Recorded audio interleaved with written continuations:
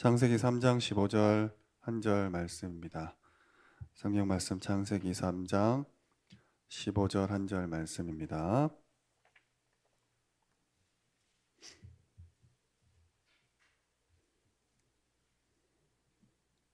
한 절 말씀을 우리 합독하겠습니다. 내가 너로 여자와 원수가 되게 하고 네 후손도 여자와 후손과 원수가 되게 하리니 여자의 후손은 내 머리를 상하게 할 것이요 너는 그의 발꿈치를 상하게 할 것이니라 하시고. 아멘. 오늘 말씀 제목은 절대 실패, 절대 성공입니다. 절대 실패, 절대 성공입니다. 성경은 처음부터 우리의 인간에 대해서 이렇게 정의하고 있습니다.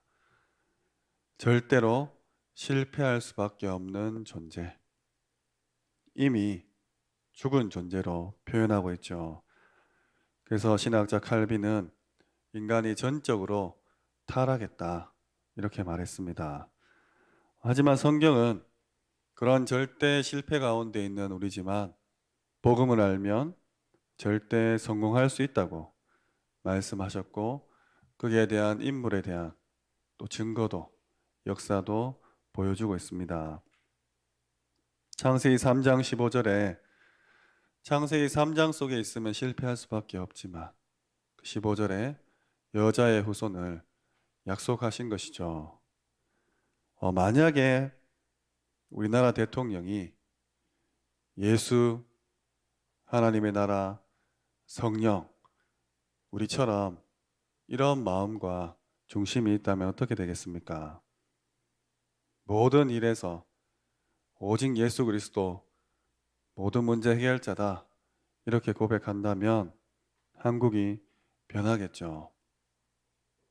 대통령이 안 되더라도 큰 기업의 회장님이나 총수가 그런 자세로 나온다면 바뀔 것입니다. 한국이 변할 것입니다. 네이버나 카카오 회장이 그렇게 한다면, 혹은 세계적인 기업 구글이나 애플 회장이 그렇게 한다면, 페이스북이나 유튜브를 담당하는 그런 사람들이 오직 예수 그리스도 하면 우리가 지금 당장 보는 핸드폰에서부터 많은 변화가 일어나겠죠. 아무리 생각해도 복음만 들어가면, 우리가 전도만 한다면 이 세상을 또 이 세계를 바꿀 수 있는 것입니다. 그러니까 안전할 수밖에 없죠. 안전할 수가 없는 것이죠. 복음 안에 다 있다 고백하는 우리가 하나님께서 지금 이끌어 가시는 시대를 보면서 다시 한번 결단해야 됩니다. 어떤 사람들은 다 가졌는데 복음 하나만 없어서 죽어가고 있지 않습니까? 불신자들은 기분 나쁠 수 있지만 그들의 주인이 악한 사탄입니다. 그래서 이 세상을 위해서 하고 많은 사람들을 위해서 하는 일들이 자기도 모르게 이 세상을 저주와 재앙으로 몰고 가고 있죠. 예수님께서는 네 주인이 마귀라고 했습니다. 그래서 오늘 전적으로 타락하고 아무 희망이 없는 이 세대와 시대를 향해서 하나님이 절대 성공을 어떻게 주시는지 다시 한번 생각해야 되겠습니다. 첫 번째로 그러면 절대 실패, 나입니다. 절대 실패, 나입니다. 예수님의 말씀하셨듯 절대 실패 가운데 있는 너희 아비 마귀 속에 있는 나입니다. 로마서 3장 10절에 의인은 없다. 창세기 3장 사건 이후에 의인은 한 명도 없습니다. 로마서 3장 23절에는 모든 사람이 죄를 범하였다. 당장 밖에 나가서 이 얘기를 하면 못 알아듣죠. 내가 무슨 죄를 지었냐. 너는 착하게 살고 있다. 근데 하나님께서는 하나님을 떠난 게 가장 큰 죄다. 하나님의 영광에 이르지 못한다 했습니다. 6장 23절에는 그래서 사망이라 했어요. 그 싹시 사망인 것입니다. 창세기 3장, 6장, 11장 속에서 이뤄내는 모든 것들은 사도행전 13장, 16장, 19장의 무속이요, 점술이요, 우상 속에서 결국 개인이 6가지 상태로 멸망받는 것입니다. 이 12가지 문제에서 그 누구도 헤어나오지 못하는 것이죠. 그래서 절대 실패입니다. 이 상태가 요한복음 8장 44절. 혹 구원은 받았는데 주인이 여전히 자신인 겁니다. 그리스도가 내 안에 있지만 여전히 내 발밑에 있는 것이죠. 사탄은 이리로 공격합니다. 하나님의 자녀지만 내 중심에 내가 있으니까 공격을 당하는 것입니다. 구원을 받았는데도 실패할 수도 있는 것이죠. 창세기 3장 사건, 나 중심, 6장 물질 중심, 11장 성공 중심에 완전히 빠져 절대 실패한 나입니다. 그럼 두 번째로 절대 구원자 하나님입니다. 절대 구원자 하나님입니다. 이런 인간을 향해서 하나님이 절대적인 계획을 세우셨습니다. 구원하시기로 작정하신 것이죠. 그리스도가 내 주인이 되고 나는 그 아래에 있는 겁니다. 복음편지 7과의 밑에 그림에 보면 원한에 의자가 있고 불신자 상태, 또 믿었지만 육신에 가한 사람, 또 영적인 사람, 이런 그림이 세 가지 나오죠. 거기에서 마지막 그림, 의자 위에 십자가가 있고 나는 그 의자 밑에 있는 그 그림입니다. 창세기 3장 15절에 여자의 후손이 뱀의 머리를 상하게 했다. 창세기 6장 14절에 방주 안에 들어오면 산다. 그리고 창세기 12장 1절에서 3절에 내가 네게 지시할 땅으로 가라. 말씀을 따라서 가라. 이렇게 설명하신 겁니다. 창세기 3, 6, 11장에서 벗어나는 여자의 후손과 방주와 가나안 땅을 약속하신 것이죠. 강단 말씀에서도 아브라함과 다윗의 자손 예수 그리스도라. 하나님은 본격적으로 이제 메시아를 보내는 구원의 계획을 세운 것이죠. 그래서 절대 구원자 하나님입니다. 그럼 세 번째로 절대 성공 하나님과 나입니다. 절대 성공 하나님과 나. 더 중요한 것은 절대 성공할 수 있는 부분이 하나님과 내가 함께하는 그 부분입니다. 창세기 22장 1절에서 20절에 이삭을 드리려 했을 때 하나님은 아브라함에게 약속하셨습니다. 그 큰 약속이 무엇이냐? 세계 복음화 되도록 너와 함께 하겠다. 출애굽기 3장 18절에서 20절에도 모세와 약속하셨죠. 왕 앞에 피제사 드리러 가겠다. 그 말을 전했을 때 하나님이 능력으로 너와 함께 하겠다 하셨습니다. 그래서 갈라디아 2장 20절처럼 구원받은 우리가 성공하려면, 절대 성공하려면 나는 끝난 것이죠. 멸망받을 내가 끝난 것입니다. 지옥 가야 될 내가 끝난 것입니다. 십자가에서 그렇게 죽은 것이죠. 저주받아야 되는 나는 끝났습니다. 끝났다고 하는데 자꾸 신경을 쓸 때도 있지만 벗어나셔야 됩니다. 문제가 왔지만 아닐 수도 있어요.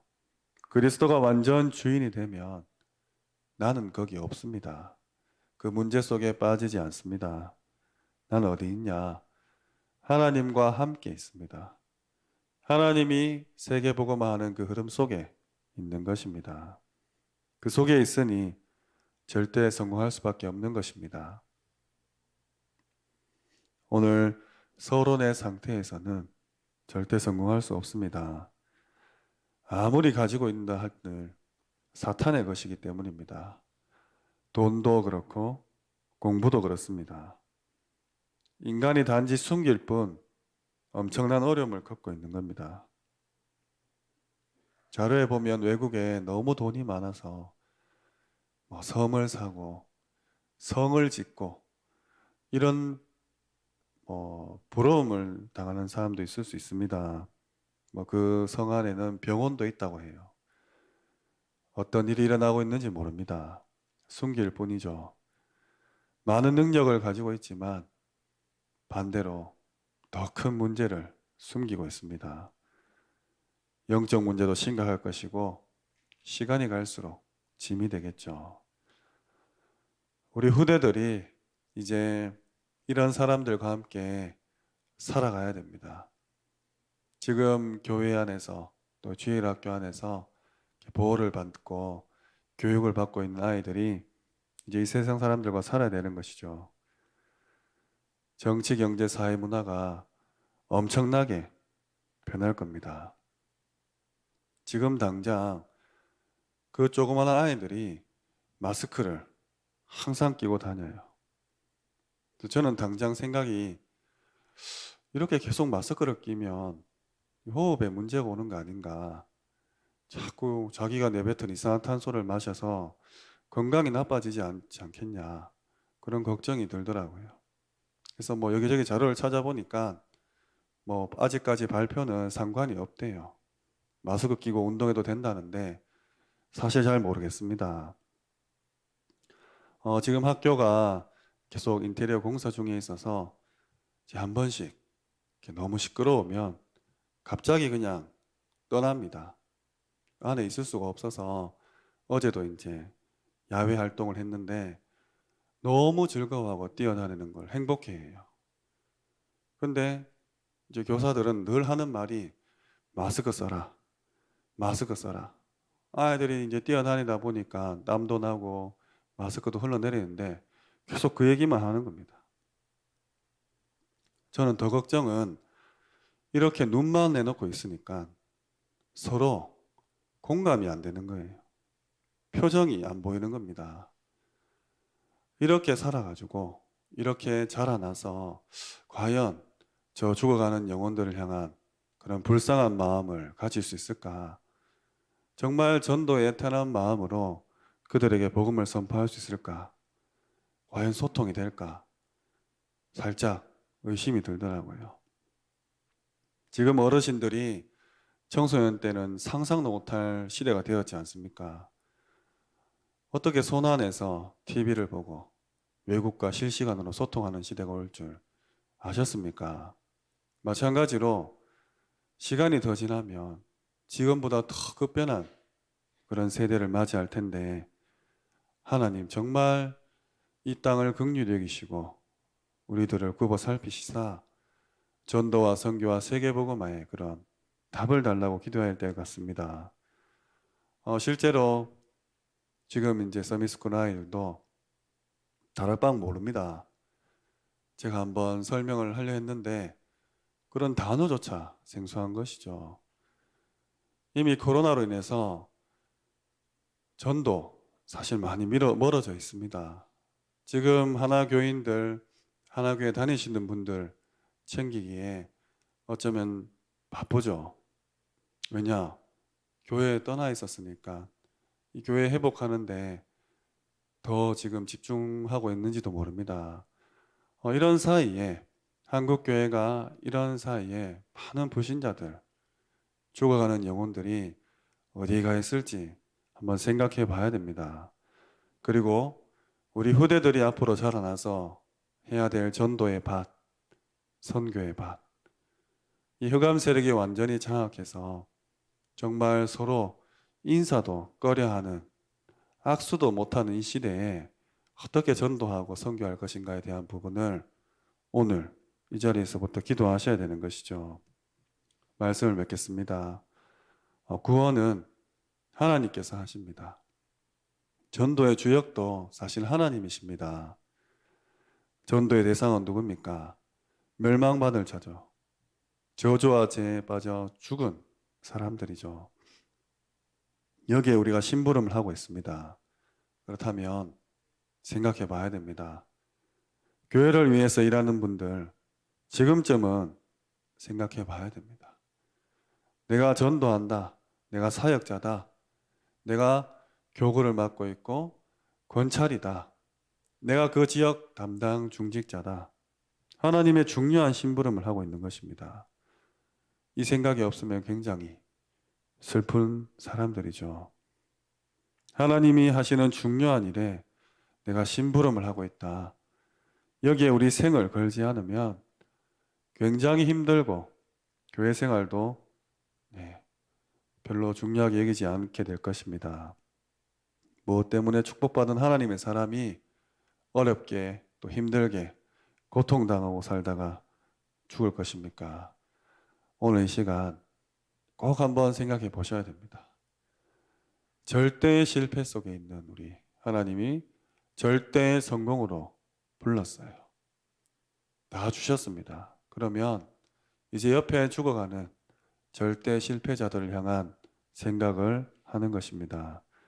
한 주간 이 언약 붙잡고 생각하는 시간 되시기 바랍니다.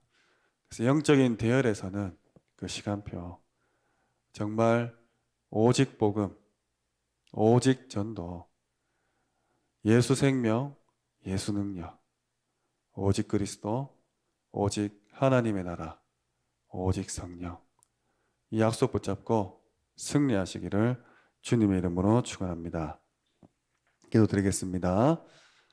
너희가 그 땅을 차지할 것이라 약속 붙잡고 후대운동, 또 시대를 치유하는 운동, 237 나라 선교하는 그런 교회의 주역이 될 수 있도록 기도하시기 바랍니다. 담임 목사님과 원룸 목사님의 사역과 어려움을 두고 또 우리 모든 부역자분들이 열권 가지고 5가지 기초의 모델 될 수 있도록, 또 장로님들과 교회 내 모든 직분자들, 미래를 본 중직자로서 복음 회복하고 전달할 절대 제자 될 수 있도록 기도하시기 바랍니다. 각 선교지와 선교사님을 놓고 기도해 주시고 237 나라, 차세대, 또 다민족, TCK 놓고 기도해 주시기 바랍니다. 세례문답식이 오는 토요일 7시에 본당에서 있습니다. 차세대 선교사 미션홈 집중훈련이 어제부터 금요일까지 진행되고 있습니다. 237 화요 제자 훈련이 오늘 있습니다. 봄학기 중직자 대학원과 통신집중신학원이 등록 중에 있습니다. 많은 훈련들과 또 집회들, 또 이런 집중훈련 통해서 후대들이 크고 있고 또 우리 차세대들이 크고 있습니다. 정말로 기도해 주시고, 또 특별히 토요일에 세례문답식 우리 후대들이 정체성 가지고 하나교회 주역으로서 인정받는 그런 준비하는 시간입니다. 정말 우리 렘넌트와 우리 자라나는 차세대 선교사님 놓고 기도해 주시기 바랍니다. 끝으로 교회 내 질고 가운데 어려움 당하시는 분들을 위해서 기도해 주시고, 개인적인 기도 제목 가지고 각자 힘주시는 대로 기도하시다가 자유롭게 돌아가시기 바랍니다. 기도드리겠습니다.